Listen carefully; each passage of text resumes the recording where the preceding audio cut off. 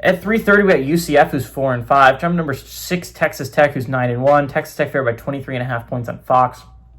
Taven Jackson's gone 136 at 220, thrown for 1,470 yards, 5 touchdowns, 5 interceptions. Miles Montgomery's had 118 carries for 595 yards and 4 touchdowns, and Dwayne Thomas Jr.'s had 40 catches for 402 yards. Baron Morton has gone 142 at 216, thrown for 1,969 yards, 16 touchdowns, 4 interceptions.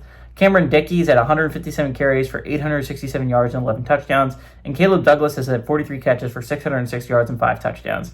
Texas Tech is 1-0 against the Knights all-time. They played in 2023 last year, and if you do not remember, that was UCF's kind of heartbreaker of the years. They almost beat Texas Tech on the road. They lost 24-23 when they went to Texas Tech 2 years ago, I guess. Now, McGuire is 1-0 against the Knights. So again, really important game for Texas Tech. Texas Tech is coming off such an absolutely amazing win over BYU that hopped a spot. Now, it wasn't insane when you're talking about seeding-wise, but a second loss to Texas Tech would have been detrimental, even if it was to a really solid team like BYU.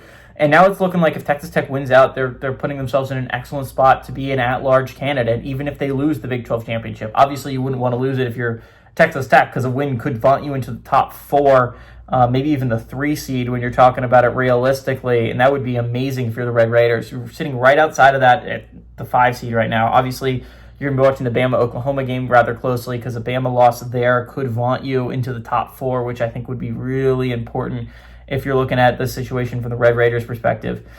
Again, win out these last 2 games, not really insanely difficult games. You play UCF and West Virginia. Not ridiculously hard games. You have a bye after this week if you're Texas Tech. Very reasonable to expect Texas Tech to win out. Again, they're not a lock for the college football playoffs. You have to win these last 2 games to be that if you're Texas Tech, especially considering both losses would be absolutely detrimental because they're not good losses. But I think Red Raiders have the ability to do that. The Knights are coming off a heartbreaker, right? They had an excellent opportunity to tie that game, send it to overtime against Houston, instead through a mind-numbing interception against the Cougars. They kept Houston technically alive in this college football playoff picture.